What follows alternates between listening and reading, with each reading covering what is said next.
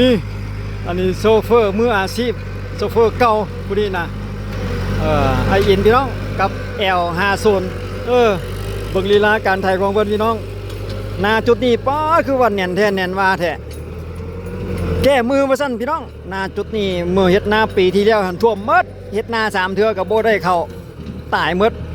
ก็เลยมาขอแก้มือในนาแซงนาแซงนาปังปี2025สังเกตเบิ่งดินไหมมันก็เลยแน่นเป็นตมแล้วก็มาถึกแดดแล้วก็เลยแน่นจะถ่ายการถ่ายลำบากแน่น้อยนึง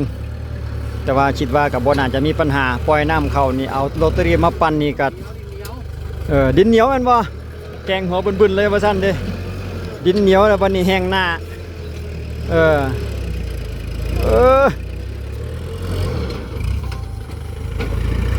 รุ่นนี้มี6ผ่านพี่น้องเพิ่งลีลาการไทยของเพิ่นอีกเช่นนึงก่อนกับคูโบต้าLเพิ่นปาดมุมก่อนเพราะว่ามันลำบากมันบ่ค่อยได้เข้าเขาจะให้มันเข้าหมดทั้ง6จานนี่มันบ่ไปรถดินเหนียวมันอยากแน่นเพิ่นว่าเด้นี่ก็เลยว่าให้มันกินแต่3ใบบ่จักคั่นน่ะสังเกตเบิ่งดอกว่าโอ้มันเป็นดินเหนียวดินแน่นดินเป็นตมดินน้ำท่วมจุดใดมันบ่ละเอียดบ่คักเพิ่นก็ถอยหลังเอาไม้นั่นได้โอ้แม่นง่ายซะแล้วมื้อนี้เจ็บเส้นเจ็บเอ็นไปหมดแล้วงานนี้นะแต่ว่าหน้าแซงนี่เฮ็ดได้นี่ได้เข้างามสำหรับจุดนี้แต่ว่าหน้าปีนี้เสี่ยงคือผ่านมาก็รู้สึกว่า3เทื่อดำบ่ได้กินเลยสำหรับนาจุดนี้นี่เนาะเด้จุดนี้จะเป็นคลอง4พี่น้องนาเขตพงหาบโคตรเหนียวยังนั่นอีกบ่ยังลมอีกแต่ว่าคันนี้น้ำก็อาจจะง่ายกว่านี้น้อยนึงคิดว่าเด้สังเกตเบิ่งไทยไหมอยู่เขาอยู่แต่3-4จานข้างหลังนี่แหละเอาย่างตามหลังอีกทีนึงกับพี่น้องเอ้ยกับป่าวีที่เดียนลาวคือเก่าแหละโซเฟอร์กับไออินเพราะว่าอยู่เขตพังงอนเฮาเลยแหละพี่น้องเอ้ยไฟไถนาให้ลูกให้หลานของเจ้าของเองโอ้โตเขียดนะพี่น้องเห็นบ่บอกกันหลายเต้นมาลองตองแต่งอยู่โอ้ผักถึงพุ่นนะโตเขียดนะพี่น้องบอกกันหลายเลยมาขึ้นมานี้เกียดโม่พี่น้องหลายแท้จับเรียนซื้อๆดอกวะกับปล่อยขึ้นหันแหละบ่ได้เอามันดอกตัวเดียวมันพอกระเทิน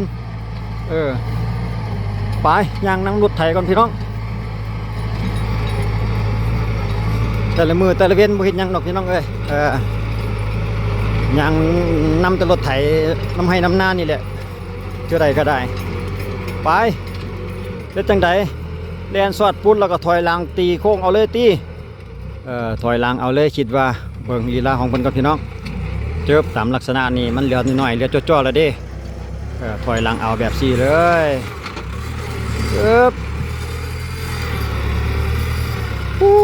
รถเพิ่นนี่ก็คือสิหลายปีแล้วแหละ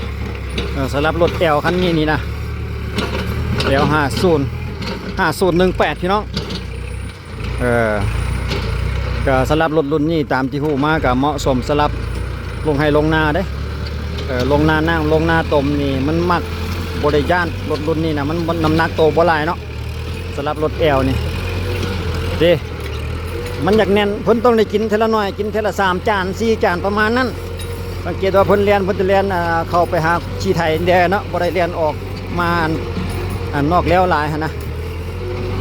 บ่ได้เรียนเข้ามาในหลายไปขูดถอกเถื่อไปเถื่อไปได้ก็ได้ดอกเอาน้ำเข้ามันหักอ่อนใส่น้ำมาปั๊บแล้วก็โรตารี่ปั่นบานเจี๊ยบรถบาทนี้นะนี่เอายางเบิ้งไปเรื่อยๆพี่น้องโอ้ไม่มีโอ้ไปคัดท้ายจนฟงดงวะโอ้จะได้บาทนี่เกี่ยวความละเอียด เห็นบ่โอ้คนรุ่นเก่านี่ก็ว่าได้ได้นี่ผู้นี้นะละเอียดละออก็ได้ถอยหลังเอาแบบนี้นี่แล้วบ่วางลงไปโชเฟอร์รุ่นเก่าได้ผู้นี้นะไออินนี่นะไปโอ้เจ็ดโม่หลายดีวะแต่ว่าส่วนหลายก็มีแต่ตัวน้อยหรอกวะไม่ค่อยมีตัวใหญ่สวัสดีปุ๊ดจุดนี้ก็คือคลองซีพี่น้องสังเกตเบื้องต่อเฟืองกันยังสดๆใหม่ๆอากระดังแล้วหน้าปีไปมัดม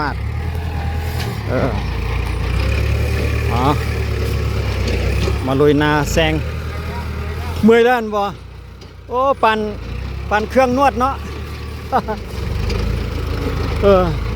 ปั่นเครื่องนวดเอววะเมื่อยแห้งแล้วว่าซั่นเด้อเพราะว่ารถมันยอกเพิ่นโอ้คันคนบ่ค่อยได้เฮ็ดบ่เคยได้เฮ็ดนี่เก็บชิงอีหลีนี่ล่ะบ่กลางคืนนี่นอนปานอันค่อนทุบไว้พุ่นแหละ เพิ่นบ่ค่อยได้เฮ็ดดอกผู้นี้เนี่ยตามที่เฮาฮู้มาจะมาไถแต่นาเจ้าของยืมรถพี่น้องมาก็มาไถแต่นาเจ้าของแบบซี่นะจุดนี้ก็คือไถให้หลานไถให้หลานเพิ่นเองเนาะเอาย่างน้ำอีกจักแป๊บหนึ่งก่อนคือว่านะง่ายอยู่สลับจุดนี้นี่โอ้ก็อยู่ในพื้นที่นี่ก็ยังราคาเดียวพี่น้อง500,000 กีบต่อ1 ไร่ทั้งไถทั้งปั่นพร้อมเด้อบ่แม่นไถอย่างเดียวแน่นอนแหละถ้าว่าได้ไถแบบนี้แล้วจะต้องมาปั่นให้เพื่อนพร้อมได้เพราะว่าเพื่อนวานเอานะขนาดว่าโบบัดปั่นให้นี่ก็วานกับบ่ได้ดำกับบ่ได้แล้วรถกับบ่มีแล้วนอกจากว่าอาศัยว่ารถใหญ่นี่แล้วมาปั่นให้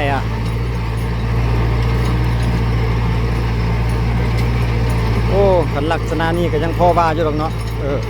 มันอ่อนแดดแต่ว่าขันปล่อยแห้งนี่ก็จะว่าเมื่อซิดไถบ่ได้แต่ว่ามันพอซุ่มๆแบบซี่นี่จิง่ายแดอยู่ชุบไปอีกพอถอยบาทนี่ยก แกงหัวแล้วว่าท่านโซเฟอร์ได้ยอมแล้วโอ้มันโอ้ตาสปอร์ตไลท์ทั้งเทิงมันก็ยังหุ่งอยู่ เปิดไฟใส่หมวก รถของคนนี่นะไปพออีเนี่ยเลยว่ามันแน่นว่าซั่นเด้เห็นว่าซุ่มๆนี่มันแน่นได้ว่าซั่นเด้ไปไถหน้ากะปั่นไล่ ปั่นอันไถกล้วยไล่กล้วยนี่แหละ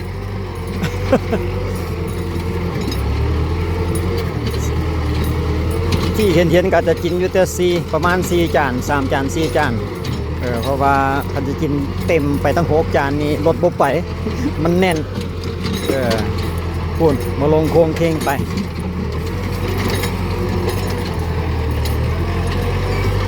น้ำท่วมกันจังซี่เลยพี่น้องโอ้เกือบจมเมื่อกี้นี่จุดนี้เนี่ยพี่ลึกเถอะวะปัดโถเอามาถึงจุดนี้คล้ายๆว่ามันอยากลมไปหน่อยหนึ่งยังบ่แน่ใจเด็กทางโซเฟอร์คนบ่แน่ใจคนยกไถขึ้นซะก่อนสปีดมาวางรถไถลง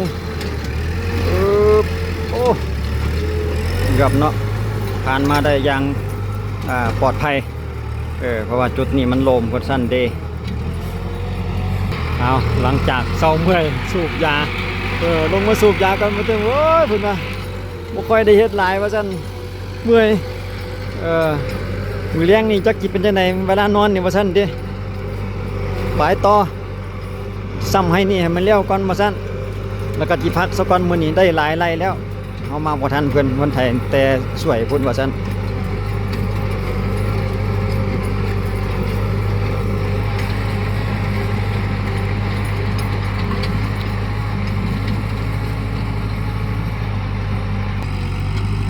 สังเกตเบิ่งคนแล่นพี่น้อง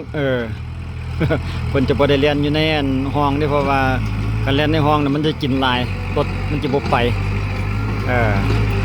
บรรยากาศอยู่ตรงไงตรงหน้าพี่น้องสปป.ลาว อยู่ใน